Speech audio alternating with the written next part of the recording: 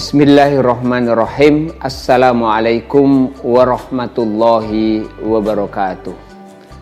Alhamdulillahi hamdan mubarakan fih. Wa nusalli wa nusallimu ala Muhammadin sallallahu alaihi wasallam. Asyhadu an la ilaha illallah wa asyhadu anna Muhammadan abduhu wa rasuluh. Allahumma salli ala Muhammad wa ala ali Muhammad. Qala Allah Ta'ala fi kitabil aziz. A'udzu billahi minasyaitonir rajim. Bismillahirrahmanirrahim. Zuyyina lin-nasi hubbus syahawat minan nisa wal banin wal qanatiril muqantarati minadh dhahabi wal fiddah wal khailil musawwamati wal an'ami wal harth. Dzalika mata'ul hayatid dunya wallahu indahu husnul ma'ab. Shadaqallahul azim. Bapak dan ibu-ibu wali santri pesantren Darul Mursyid yang dirahmati oleh Allah Subhanahu wa taala. Kita bersyukur kehadirat Allah Subhanahu wa taala. Hingga hari ini kita masih diberi kesempatan oleh Allah untuk terus menjalankan seluruh rangkaian ibadah bulan suci Ramadan tahun ini. Semoga seluruh rangkaian ibadah kita pada bulan suci Ramadan ini diterima oleh Allah Subhanahu wa taala dan membawa kita menjadi manusia-manusia yang bertakwa. Bapak, Ibu, wali santri yang dirahmati oleh Allah Subhanahu wa taala, kita bersilaturahmi sekali ini dalam rangkaian program parenting pesantren Darul Mursyid. Dan untuk yang kedua ini temanya adalah mengenal remaja dan bagaimana kita ini mendampingi mereka untuk melewati masa-masa pubertas mereka. Bapak Ibu wali santri yang dirahmati oleh Allah Subhanahu wa taala, setiap berbicara tentang remaja, maka pertama kali yang muncul pada diri saya adalah perasaan kasihan terhadap mereka. Mengapa saya harus mengasihani mereka? Yang pertama Bapak Ibu, mereka, anak-anak kita, santri-santri kita ini berhadapan langsung dengan tantangan hidup, di mana tantangan ini tentu lebih berat dibandingkan ketika kita muda dulu menghadapi tantangan masa muda kita dahulu. Dahulu saya ketika remaja, film yang saya lihat dan saya senangi ya filmnya Rhoma Irama. Apa yang terjadi sekarang ini? Yang terjadi sekarang ini banyak film yang mereka bisa memilih. Dahulu untuk bisa menikmati filmnya Rhoma Irama, saya harus berjalan dengan teman-teman saya untuk beberapa kilo. Sekarang anak-anak kita remaja, cukup mereka hanya mengambil yang namanya handphonenya dan mereka bisa memilih film apapun. Jadi tantangan mereka sekarang ini jauh lebih berat daripada tantangan yang kita hadapi dulu saat kita masih remaja. Yang kedua adalah Bapak Ibu wali santri yang dirahmati oleh Allah, lingkungan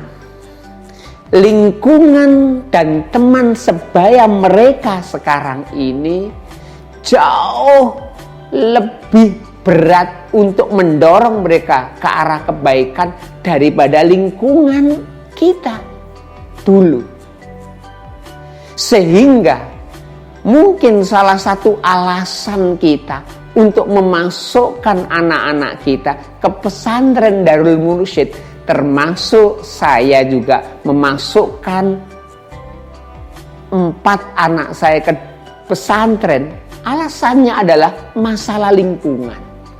Jadi bersyukurlah Bapak Ibu jika putra-putri Bapak Ibu di masa remajanya kita masukkan ke pesantren Darul Mursyid dan mereka mendapatkan lingkungan dan teman sebaya yang insya Allah jauh lebih baik daripada mereka mendapatkan lingkungan dan teman sebaya dekat rumah kita. Kita perlu syukuri ini.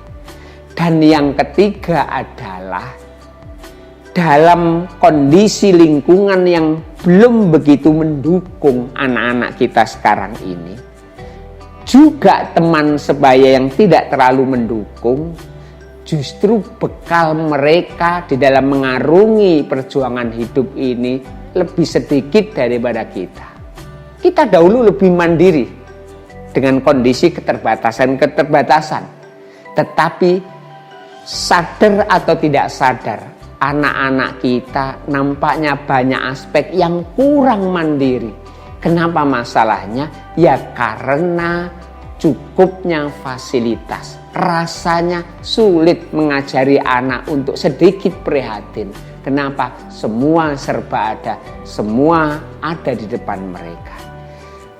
Dengan fenomena tiga inilah sebenarnya ada perasaan kasihan. Yang pertama adalah tantangan yang mereka hadapi lebih berat.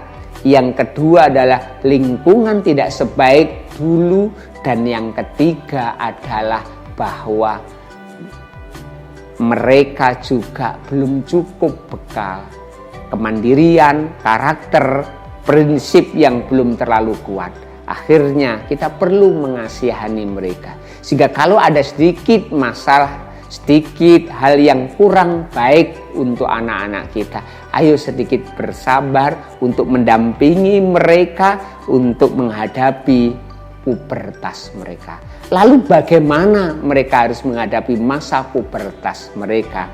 Kita akan diskusikan setelah ini insya Allah. Bapak dan ibu-ibu wali santri yang dirahmati Allah Subhanahu wa ta'ala. Bagaimana kita memulai mendampingi yang namanya anak-anak kita yang remaja. Nampaknya kita perlu tahu fenomena apa saja yang berhubungan dengan remaja. Yang pertama adalah tentang fenomena teman sebaya. Jangan kaget Bapak Ibu, anak-anak kita yang dulunya begitu manis mendengarkan setiap kata-kata orang tuanya.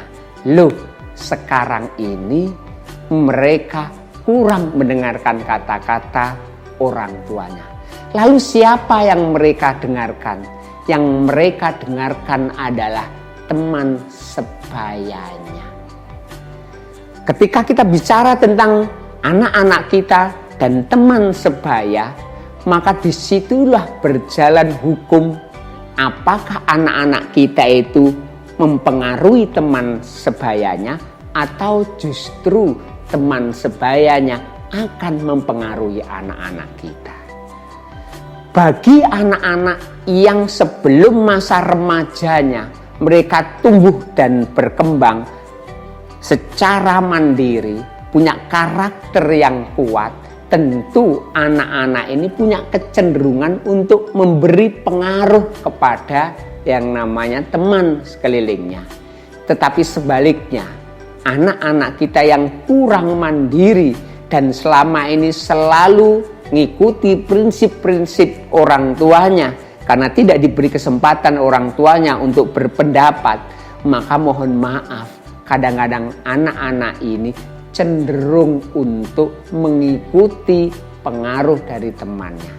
Akhirnya yang kita lihat, kenapa sih nak kamu itu kok selalu ikut aja apa yang dikatakan temanmu? Kita lupa bahwa anak kita ini tumbuh dan berkembang dengan kondisi kurang mandiri dan tidak terbiasa untuk menghargai prinsip-prinsip dan pendapat-pendapat dirinya. Fenomena teman sebaya ini sebenarnya nanti juga berhubungan dengan jati diri anak. Apakah jati diri anak ini sebelumnya belum dibangun? Tentu sedikit demi sedikit dari kanak-kanak pun anak sudah membangun jati dirinya. Pengasuhan kita juga akan sangat mempengaruhi jati dirinya. Tetapi perkembangan jati diri yang paling cepat adalah saat anak memasuki usia pubertas. Kenapa masalahnya? Mungkin selama ini jati dirinya anak itu sangat terkait dengan otoritas orang tuanya. Tetapi ketika mereka itu lepas daripada otoritas orang tuanya, mereka harus berhadapan dengan pengaruh temannya, maka disinilah sebenarnya mereka akan menimbang-nimbang bagaimana mempersepsi pengaruh temannya. Dan cara menimbang-nimbang bagaimana mempersepsi temannya itu pun akan membangun jati dirinya. Kalau jati dirinya semakin positif, maka dia bisa menolak sesuatu yang buruk dari temannya dan menerima sesuatu yang baik. Tetapi sebaliknya, jika jati dirinya lemah, maka dia akan menerima sesuatu yang jelek dan yang baik tanpa ada yang namanya usaha untuk mengkritisi itu. Fenomena yang ketiga adalah konflik antar teman sebaya. Anak-anak pubertas muncul egonya. Sedikit saja yang namanya naik sepeda motor, lalu sepeda motor itu disalip oleh sepeda motor yang lain, muncul egonya. Dia tidak ingin yang namanya dikalahkan dan dia yang namanya kejar sepeda motor itu, di mana kadang-kadang ego itulah yang mendorong anak-anak terlibat konflik. Dengan seperti inilah sebenarnya Bapak Ibu wali santri yang dirahmati Allah, posisi kita seharusnya adalah kita harus belajar menjadi teman anak-anak kita. Jadikan diri kita salah satu teman mereka. Di mana ketika kita bisa memposisikan menjadi teman anak-anak kita, maka insya Allah kita lebih mudah memberi pengaruh yang baik kepada anak-anak kita daripada mereka dipengaruhi oleh teman-temannya. Jadinya itu fenomena yang pertama. Lah, kita masuk pada fenomena yang kedua. Bapak dan ibu-ibu wali santri yang dirahmati oleh Allah Subhanahu wa taala, kita masuk fenomena yang kedua. Lah, fenomena yang kedua pada remaja pubertas ini adalah kecenderungan untuk menyukai lawan jenis. Bagaimana cara kita bisa mengidentifikasi, oh anak saya sudah muncul kesenangan terhadap lawan jenis. Salah satu ciri yang paling mudah adalah anak kita sudah mulai suka untuk bersolek. Untuk apa? Ya karena bersolek dia menginginkan lawan jenis tertarik pada dirinya. Dan itu sangat normal. Jadi jatuh cinta bagi anak-anak kita sebenarnya sangat normal. Dan itu menunjukkan bahwa orientasi seksualnya itu sehat. Cuma masalahnya adalah bahwa sesuatu yang normal jika kita tidak bimbing, maka itu akan menjadi sesuatu yang tidak normal. Akhirnya dorongannya begitu besar, dan ketika dorongan begitu besar, maka anak tidak bisa mengontrol bagi dirinya, dan akhirnya dampaknya tentu pada yang namanya sikap-sikap yang tidak baik itu. Ketika kita menghadapi yang seperti itu, maka apa yang kita lakukan? Tentu yang pertama, kita sebagai orang tua harus menjelaskan tanggung jawab seorang anak yang sudah akil balik. Yang kedua adalah kita juga perlu jelaskan di awal-awal sebelum mereka itu betul-betul dekat dengan temannya, aturan-aturan untuk berinteraksi dengan teman lawan jenisnya. Contoh umpamanya tidak boleh bersentuhan. Yang kedua adalah tidak boleh berduaan.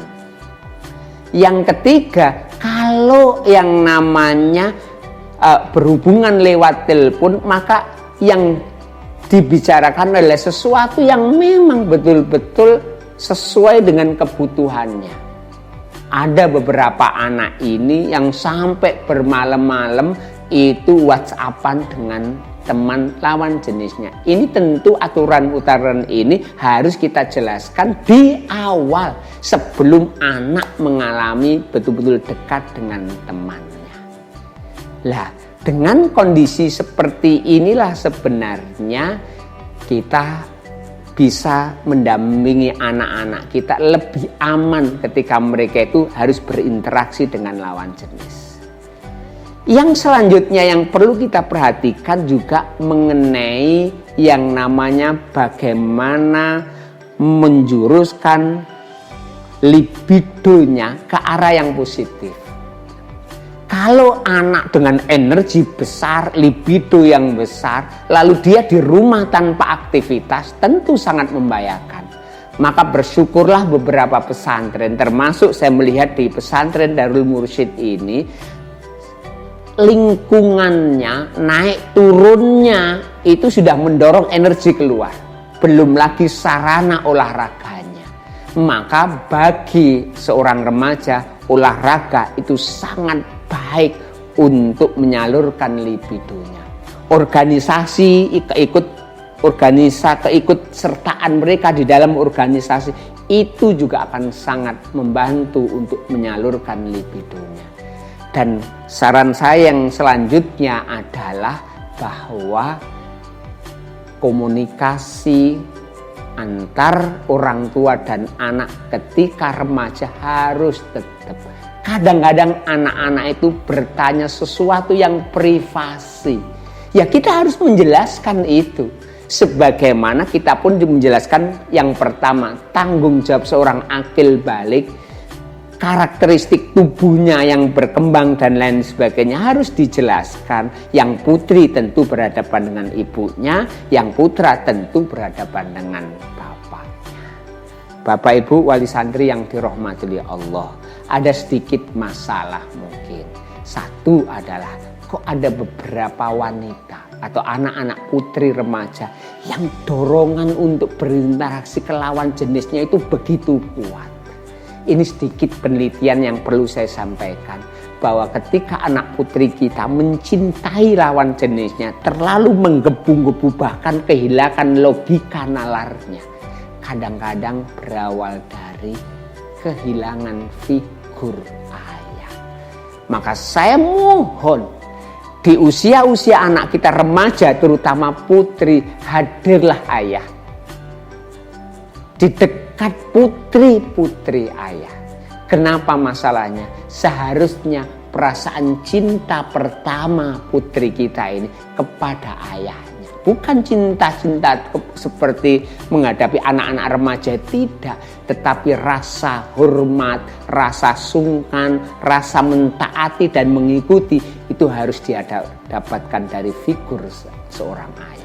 Sehingga kehadiran ayah sangat penting saat anak-anak kita di usia-usia remaja, di masa-masa pubertas mereka. Bapak Ibu wali santri pesantren Darul Mursyid yang dirahmati Allah Subhanahu wa taala. Fenomena selanjutnya adalah fenomena gadget. Rasanya remaja kita sulit untuk melepaskan diri mereka dari gadget. Dan inilah mayoritas yang dirasakan para wali santri ketika anak-anak mereka di rumah. Gadget tentu adalah sesuatu yang menarik bagi anak. Tetapi gadget ini juga seperti pisau yang sangat tajam. Ketika anak-anak kita menggunakan gadgetnya tanpa kita ajari bagaimana bersikap bijak terhadap gadget, seperti memberikan pisau yang tajam dan kemudian kita tidak pernah mengajari bagaimana menggunakan yang aman terhadap pisau itu. Tentu sangat membahayakan. Maka sebenarnya masalah gadget adalah yang terpenting adalah berikan gadget itu, beri tanggung jawab terhadap gadget itu, bangun aturan-aturan tentang penggunaan gadget. Pertama yang kita perlu fokuskan adalah tentang aturan waktu.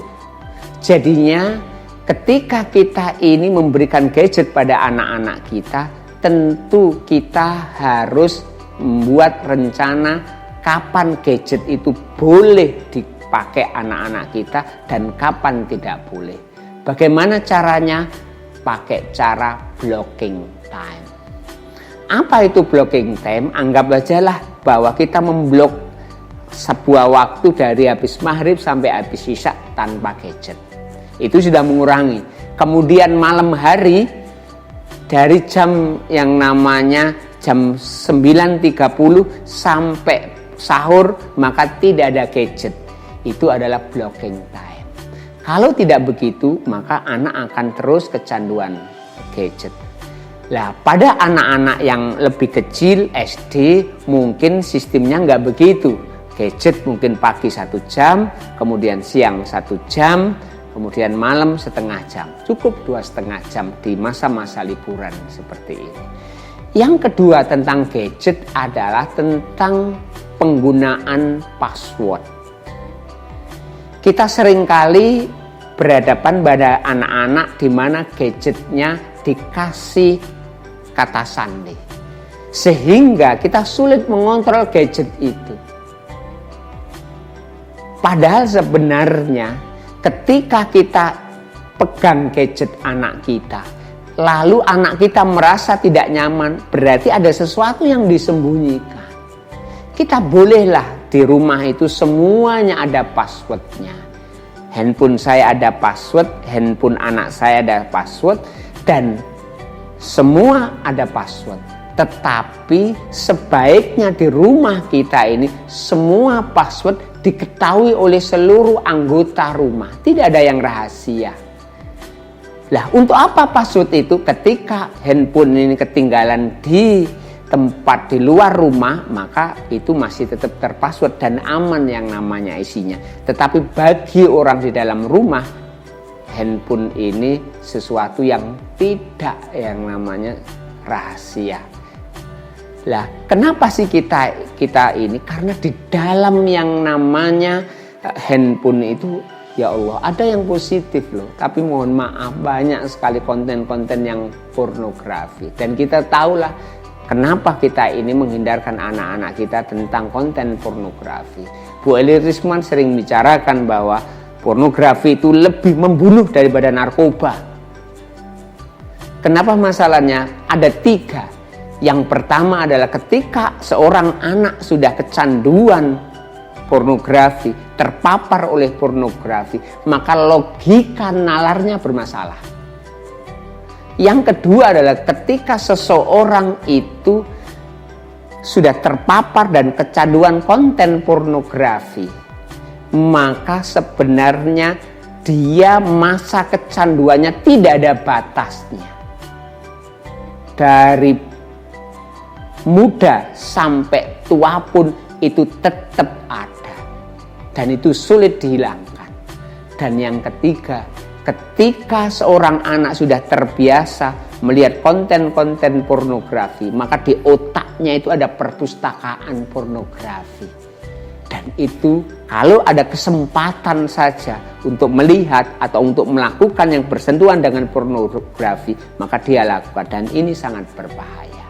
Maka saya ingatkan Bapak Ibu Wali Santri terkait dengan gadget itu ada 2. Hindari anak-anak kita dari kecanduan game dan kecanduan gadget dengan membatasi waktu penggunaannya. Dan yang kedua adalah hindari dari konten-konten pornografi dengan memastikan bahwa password atau kata sandi handphone anak-anak kita mengetahuinya. Lah, pertanyaannya, apakah tidak ada yang positif dari gadget? Banyak sekali hal yang positif dari gadget itu. Banyak anak-anak muda sekarang ini yang mulai bisnis online-nya dari gadgetnya. Karena orang tuanya membimbing dia atau gurunya membimbing dia untuk bisnis. Ada tilawah Al-Quran lewat gadget juga. Ada murojaah tahfidz juga lewat gadget. Bahkan saya perhatikan anak-anak saya juga belajar bahasa Inggris dari gadgetnya. Ada banyak positif itu. Tetapi kita pun juga harus hati-hati, apalagi bagi anak-anak kita dari pesantren, di mana di pesantren itu mereka jarang menggunakan gadget. Pulang-pulang ke rumah mereka seperti merapel waktu memegang gadgetnya. Hati-hati Bapak Ibu, terutama bapak-bapak, tolong kendalikan gadget anak kita. Bapak Ibu wali santri yang dirahmati Allah Subhanahu wa taala, fenomena yang keempat dari remaja kita adalah masa depan mereka, karir mereka, dan hobi mereka. Ini bagian yang seharusnya menjadi fokus inti dari remaja kita. Tetapi kita harus menyadari bahwa anak-anak remaja sekarang ini sangat abai terhadap fenomena yang keempat ini. Masa depan, karir, dan hobi. Bersyukurlah bagi Bapak Ibu wali santri, anak kita masukkan ke pesantren Darul Mursyid ini. Dan saya pernah hidup 2 hari 2 malam di pesantren ini. Mayoritas aktivitas mereka fokus pada masa depan, karir, dan hobi. Ini sesuatu yang menarik sekali. Lah, tantangannya anak-anak kita itu liburan. Ini perlu diperkuat oleh orang tuanya. Kita perlu nanyakan, Mas atau Mbak, kira-kira kalau Mbak memilih nanti ingin berkarya dan bermanfaat bagi umat ini di bidang apa sih?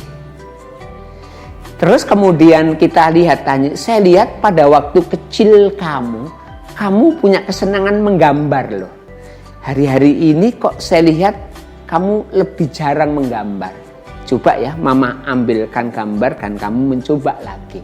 Itu untuk merangsang hobinya yang dulu, di mana hobi itu tentu akan mendorong kesuksesan dia di masa-masa yang akan datang. Jadinya Bapak Ibu wali santri, anak-anak di rumah, kesempatan seperti anak saya tanyai satu-satu, gimana cita-citanya sudah berubah dari tahun yang lalu. Dia ada yang mengatakan tetap, tapi ada juga yang berubah. Dan saya tanya, kenapa sih kok berubah? Sebuah problem. Ya, saya pikir-pikir gak enak saja. Gak enaknya di mana? Itu pertanyaan-pertanyaan itu. Yang selanjutnya juga pertanyaan tentang hobinya, kesukaannya. Di mana hobi, kenapa sih yang kamu sukai itu sekarang ngutak-ngutik sepeda motor? Apa manfaatnya ke depan kamu ngutak-ngutik sepeda motor ini? Itu pertanyaan-pertanyaan yang merangsang anak tanpa kita ini mengekat, memotong atau mendorong terlalu keras apa yang dia inginkan.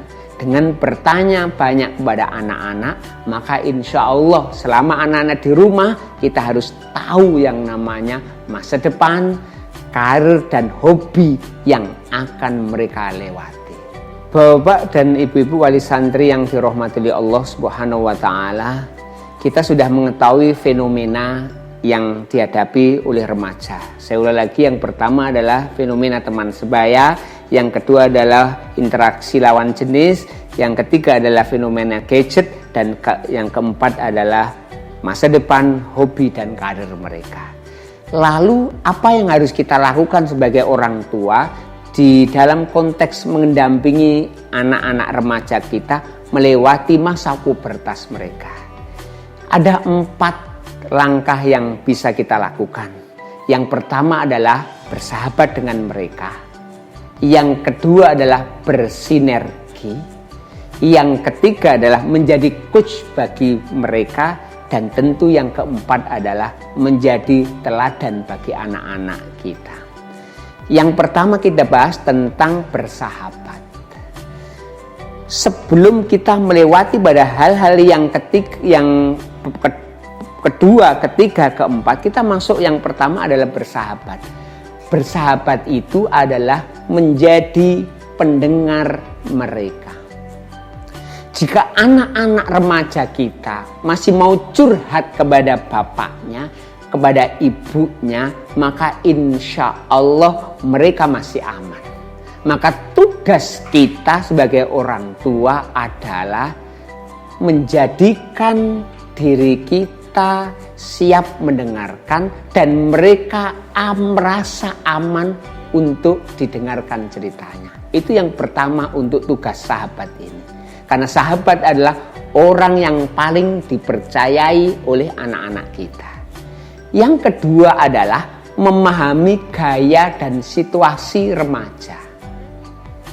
Saya dengan anak saya jarak umurnya adalah 20 tahun lebih.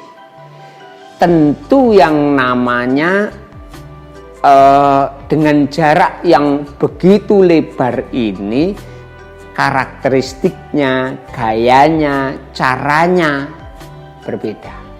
Dan kita sebagai orang tua terus harus belajar bagaimana sih memahami gaya remaja ini. Contoh, mohon maaf ini mengenai yang namanya cara berpakaian saja. Saya perhatikan bahwa anak-anak saya yang remaja laki-laki, mohon maaf karena anak saya laki-laki, maka contohnya laki-laki, sekarang itu sudah tidak suka menggunakan kaos singlet. Yang dia gunakan adalah ya kaos seperti biasa, baru ketika masjid dia tambahi dengan yang namanya baju kokonya. Pertama-tama ya saya sempat protes, sempat bertanya dan lain sebagainya. Tetapi akhirnya ya saya biarkan dan saya harus memakluminya. Toh itu juga tidak mengurangi kesopanan dia pergi ke masjid. Yang tidak sopan itu ya tentu pergi ke masjid hanya kaosan saja dan sholat. Tetapi kalau dia masih menggunakan baju koko, sopan ya tetap. Dan itulah kita harus melakukan fleksibilitas. Yang ketiga adalah lakukan aktivitas bersama dengan anak. Banyak di rumah ini yang bisa kita lakukan dengan beraktivitas bersama. Main game pun kalau bersama dengan anak sesuatu yang luar biasa. Dan saya sering sekali melakukan permainan-permainan sederhana, karambol umpamanya, dan itu kadang-kadang saya kalah, kadang-kadang saya menang. Dan saya pikir itu adalah upaya saya menjadi sahabat bagi anak-anak itu. Bapak, Ibu, wali santri yang dirahmati oleh Allah Subhanahu wa Ta'ala, langkah yang kedua yang harus kita lakukan adalah bersinergi dengan remaja kita. Apa maksud daripada sinergi itu? Yang pertama adalah share pekerjaan. Anak-anak kita di rumah. Saya anak laki-laki. Anak saya laki-laki. Tentu yang saya sharekan itu adalah pekerjaan yang sifatnya laki-laki.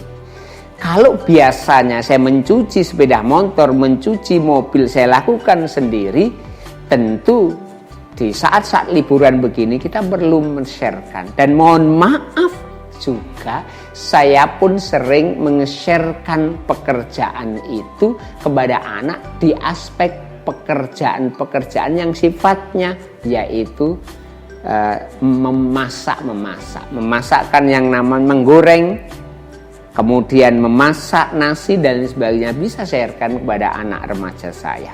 Yang kedua adalah share tanggung jawab. Saya ingatkan Bapak Ibu, share pekerjaan dengan share tanggung jawab itu beda.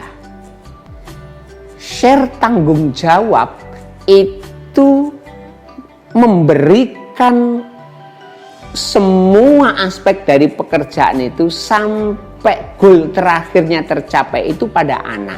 Contoh umpamanya, saya punya anak yang sekarang ini di rumah 5 laki-laki. Saya meng-sharekan tanggung jawab, Mas, Abi akhir-akhir ini sibuk dengan kajian online. Ini saya berikan kepada anak pertama. Tanggung jawab untuk membangunkan adik-adikmu semuanya itu saya berikan kepada kamu. Itu adalah share tanggung jawab. Dan saya lepas daripada itu, saya amati saja ketika saya sholat jamaah di masjid, adakah 1-2 anak saya yang belum. Ketika belum, saya tidak menegur langsung kepada anak saya yang tidak datang ke masjid, tetapi yang saya tegur adalah kakaknya. Kenapa? Karena tanggung jawab ini sudah saya sharekan. Beda kalau share pekerjaan. Mas, tolong bantu Abi membangunkan adik-adikmu. Lah yang menegur adik-adiknya ketika ada yang terlambat itu tetap saya. Jadinya ini share tanggung jawab. Dan yang selanjutnya adalah tentang share ide. Saya merasakan, istri saya apalagi lebih merasakan bahwa menentukan yang namanya makan, sahur, dan berbuka selama bulan suci Ramadan ini adalah tantangan tersendiri. Kita bisa yang namanya meng-share ide. Ada ide dari anak-anak semuanya tentang apa yang kita masak selama bulan suci Ramadan ini. Menunya apa saja, silakan. Dan ini tentu adalah share ide. Dan anak-anak remaja yang diberi kesempatan untuk yang namanya menyampaikan ide, itu adalah sesuatu jembatan kita tetap bisa dekat mereka dan mereka mau curhat kepada kita. Jadi yang kedua adalah bersinergi. Bapak Ibu wali santri pesantren Darul Mursyid yang dirahmati oleh Allah, langkah selanjutnya adalah menjadi pelatih atau coach mereka. Apa maksudnya menjadi pelatih atau coach mereka? Coaching itu mesti bersentuhan dengan bagaimana kemampuan kita ini mendengar aktif, bagaimana yang namanya menyampaikan pertanyaan yang menggugah, dan bagaimana kita bisa dekat dengan anak. Di mana dengan 3 tahapan coach ini, maka kita bisa memotivasi anak kita, bahkan bisa menegur anak kita. Dan di dalam coach juga ada sentuhan intimisi dan juga ada kita mencium anak kita. Kenapa ini penting untuk kita lakukan? Karena sebenarnya anak-anak kita itu punya potensi, punya bakat yang luar biasa. Lah, tugas kita sebagai orang tua, mumpung anak-anak kita di rumah adalah men-trigger, memancing munculnya bakat-bakat itu, potensi-potensi itu diledakkan.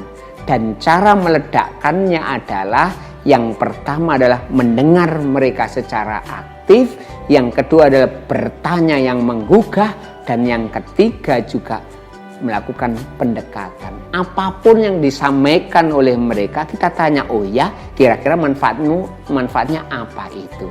Kemudian dia bicara kepada Abi, gimana kalau saya kuliah di Banyuwangi saja? Ini contoh anak saya yang terakhir ini. Lalu saya tanya, oh ya, bagus itu. Kira-kira apa sih yang namanya keuntungan kamu untuk kuliah di Banyuwangi? Ya, sampaikan begitu. Ada alternatif lain nggak kira-kira yang mendorong atau membuat kamu tuh lebih senang kuliah di tempat yang lain? Tentu harapan saya ya di luar negeri, tapi kondisinya nggak memungkinkan. Ya kita berikan feedback. Oke, saya senang kamu punya renungan yang bagus tentang rencana kuliahmu di luar negeri. Untuk sementara S1 di dalam negeri, itu bagus sekali. Jadinya itu adalah coach, dan itu harus kita lakukan pada anak-anak kita supaya potensinya itu tumbuh dan berkembang justru ketika mereka itu di rumah. Bapak Ibu, selanjutnya langkah yang keempat ini adalah orang tua menjadi teladan. Kenapa ini saya taruh di akhir dan harus saya sampaikan? Karena mumpung anak-anak kita itu di rumah. Mungkin selama anak di pesantren kita tidak mungkin memberikan teladan. Ya di rumah kita memberikan teladan itu. Apa teladan yang kita berikan? Ya yang tentu sikap dan perilaku kita harus layak untuk diteladani. Dan yang kedua yang mungkin lepas dari kita adalah kebiasaan bagaimana kita ini membuat keputusan. Bahwa ketika kita membuat keputusan bagi anak-anak kita atau bagi orang lain, selalu kita tanya ulang, bagaimana menurut kamu? Setuju atau tidak? Ya setuju, oke kalau setuju, Abi juga setuju. Itu akan mendorong anak juga mencontoh untuk kita bagaimana membuat keputusan. Yang ketiga adalah ibadah. selama bulan suci Ramadan ini tentu saya punya misi pada anak-anak saya bahwa saya harus menjadi contoh ibadah. Saya tanya kepada anak-anak, target kamu berapa juz? Target kamu berapa kali khatam, bukan berapa juz. Saya tanya, dan saya selalu setiap hari mesti laporan, sudah juz ke-8 ini, sudah juz ke-11 ini. Supaya apa? Supaya itu memberikan contoh bagi anak-anak. Dan yang terakhir adalah memberi contoh bagaimana kita mengelola emosi kita. Tentu selama anak di rumah dengan kondisi dia megang gadget, itu kadang-kadang kita ini dituntut untuk mengontrol emosi. Dan ketika kita bisa mengontrol emosi dan kita bicara dengan anak, maka insya Allah anak pun juga melihat, oh, orang tuaku ini bisa mengontrol emosinya. Bapak Ibu, wali santri pesantren Darul Mursyid yang dirahmati Allah Subhanahu wa taala. Dengan kita melihat fenomena-fenomena di atas, beserta juga kita melihat langkah-langkah apa yang harus kita lakukan, maka mari kita dampingi anak remaja kita melewati masa pubertas mereka. Insya Allah tidak ada masalah di masa-masa pubertas ini, tetapi yang justru terjadi pada mereka adalah lompatan sikap yang baik, lompatan skill juga yang tinggi, dan juga lompatan pengetahuan mereka tentang diri mereka. Terima kasih, semoga apa yang sudah kita sampaikan bermanfaat dan insya Allah kita bertemu kembali di sesi diskusi kulwab dengan seluruh yang namanya wali santri pesantren Darul Mursyid. Assalamualaikum warahmatullahi wabarakatuh.